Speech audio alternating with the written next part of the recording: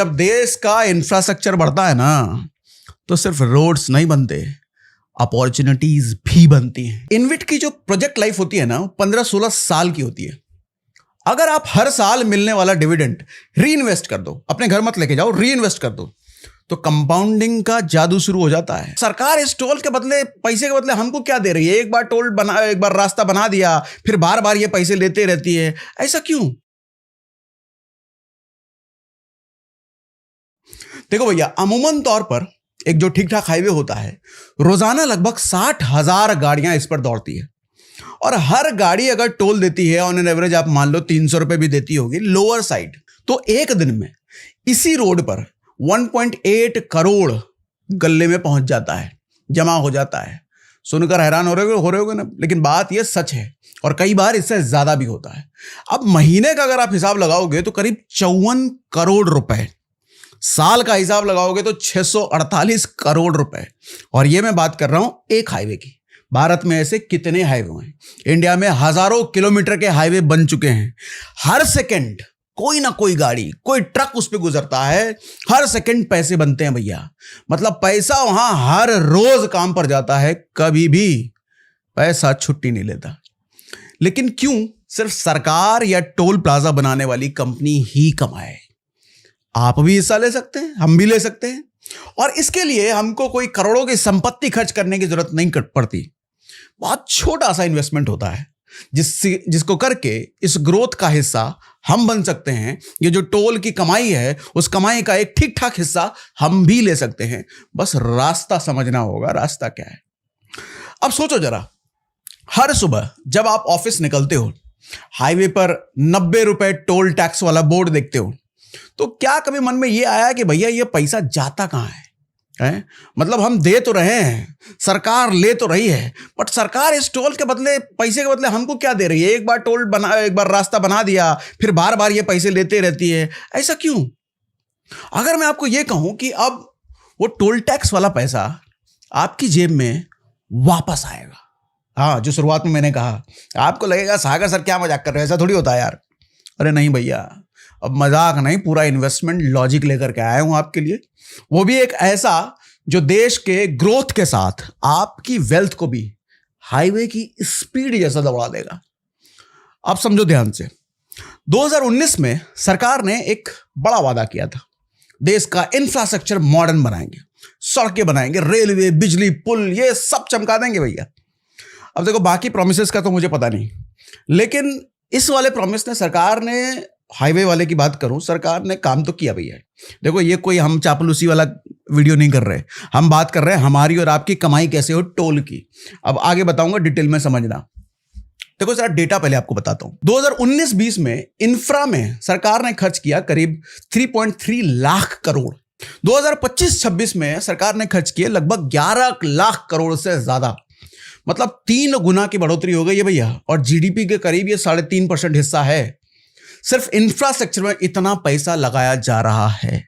अब इसका मतलब एक चीज तो सिंपल है कि हाईवे बन रहे हैं, ब्रिजेस बन रहे हैं, बिजली हर घर पहुंच रही है, रेलवे मॉडर्न होता जा रहा है, और पोर्ट्स तक स्मार्ट हो रहे हैं।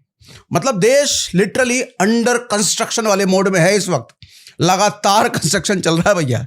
और मजेदार बात यह है कि इसका फायदा सिर्फ सरकार नहीं, हम और आप भी उठाएंगे। और मुझे पता है अब तक आपको लग गया ये आदमी आज के टाइम बहकी बहकी बातें कर रहा है आज के दिन, लेकिन नहीं भैया, ये समझना जरूरी है कि जब देश का इंफ्रास्ट्रक्चर बढ़ता है ना, तो सिर्फ रोड्स नहीं बनते, अपॉर्चुनिटीज भी बनती हैं। और आज मैं आपको बताने जा रहा हूं एक ऐसा इन्वेस्टमेंट ऑप्शन जो इस इंफ्रास्ट्रक्चर ग्रोथ का सीधा हिस्सा आपको बनने का मौका देता है। मतलब टोल टैक्स सरकार कलेक्ट करेगी, उस पर अर्निंग का हिस्सा आपके वॉलेट में भी, आपकी जेब में भी पहुंचेगा। अब असली बात, ये पॉसिबल कैसे है? अब सुनो मुद्दे की बात भैया, ध्यान से कान लाओ। इधर उधर कहीं भटके में हो, गाड़ी वाड़ी पे सुन रहे हो तो बंद करो, साइड में लगाओ और पूरा ध्यान इधर। सिंपल भाषा में समझाता हूं। जब कोई कंपनी हाईवे, ब्रिज या पावर लाइन जैसी बड़ी चीज बनाती है ना, तो उसको चाहिए होता है बड़ा पैसा, यानी कि हजारों करोड़ रुपए। अब कंपनी लोन नहीं लेना चाहती, तो वो क्या करती है? पब्लिक से पैसे उठाती है।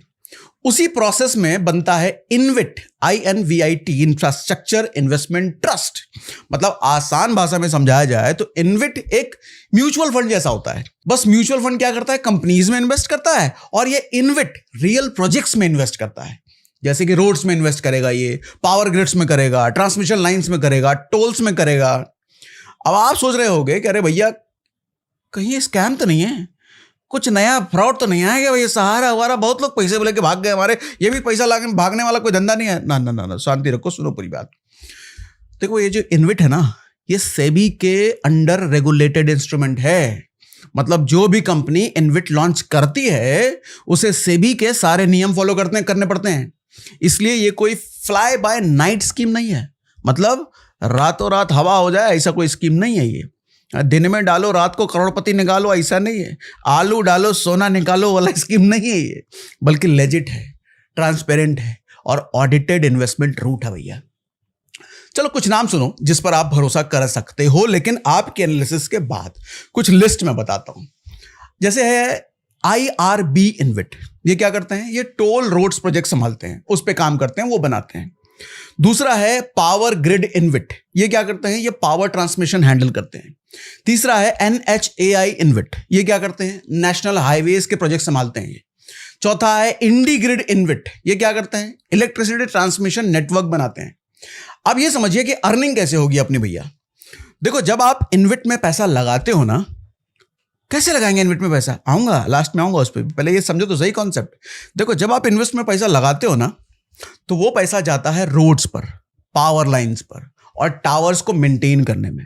ठीक उसी तरीके से जैसे आप म्यूचुअल फंड में जब पैसा डालते हो तो वो म्यूचुअल फंड वाली कंपनी अलग अलग शेयर्स में, अलग स्टॉक्स में आपके पैसे डालती है, वहां इन्वेस्ट करती है, वहां से रिटर्न कमाती है और रिटर्न के बदले रिटर्न आपको कमा के देती है, बदले में वो छोटा सा एक्सपेंस रेशियो ले लेती है।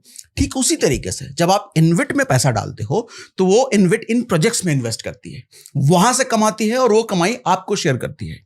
अब होता क्या है, जब लोग उन रोड्स पर टोल देते हैं या बिजली कंपनियां पावर लाइंस का चार्ज देती हैं, तो वो इनकम आती है इन्विट के पास।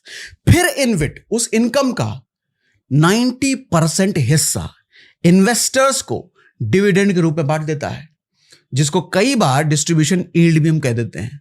आपको 90%, हाँ जी 90%, मतलब 100 करोड़ अगर आए हैं तो 90 करोड़ इन्वेस्टर्स के हिस्से में जाएंगे। कौन इन्वेस्टर्स, हम और आप जैसे लोग। बाकी 10 करोड़ वो कंपनी रखेगी भैया। जैसे म्यूचुअल फंड वाली कंपनी कैसे एक्सपेंस रेशियो अपने पास रख लेती है, तो ये 10 करोड़ समझ लो एक्सपेंस रेशियो है।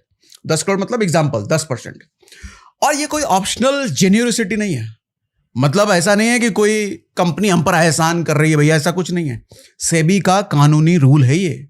हर इन्विट में पब्लिक शेयर कम से कम 25% होना मैंडेटरी है, मतलब पब्लिक का शेयर, मतलब आम इन्वेस्टर्स का भी उसमें स्टेक होता है। इससे सिस्टम ट्रांसपेरेंट होता है, अकाउंटेबल बनता है सिस्टम पूरा भैया, और इस तरह आपको एक रेगुलर पैसिव इनकम मिलने लग जाती है।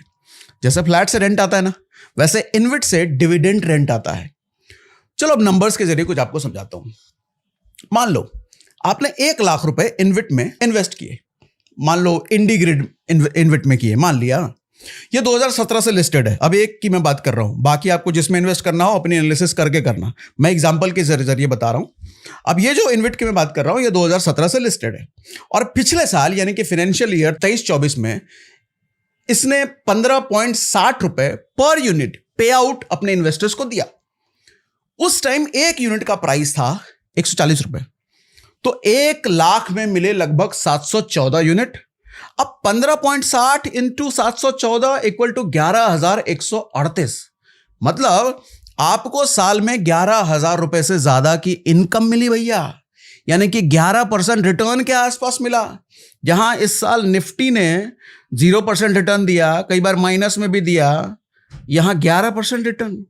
अरे भैया आजकल तो एफडी में भी 6-7% मिलते हैं, और यहां तो टोल टैक्स से भी ज्यादा अर्निंग हो रही है।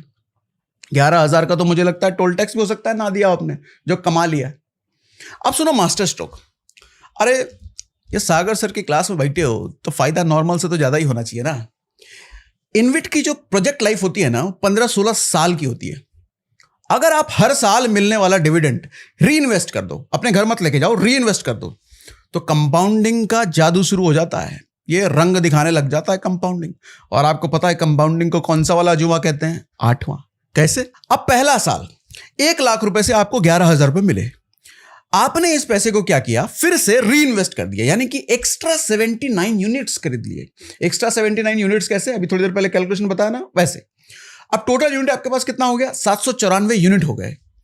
दूसरे साल पे आउट आया 12,380। अब क्या करो? फिर से इसको इन्वेस्ट कर दो, यानी कि अब आपको 882 यूनिट मिलेंगे टोटल। तीसरे साल 13,765 रुपए, यानी कि अब जो आप यूनिट खरीदोगे वो 981 यूनिट हो जाएंगे। चौथा साल 15,294, टोटल हो गए 1,090 यूनिट्स, यानी कि 1,090 यूनिट्स। अब पांचवा साल 17,000, यानी कि टोटल यूनिट्स हो गए 1,211।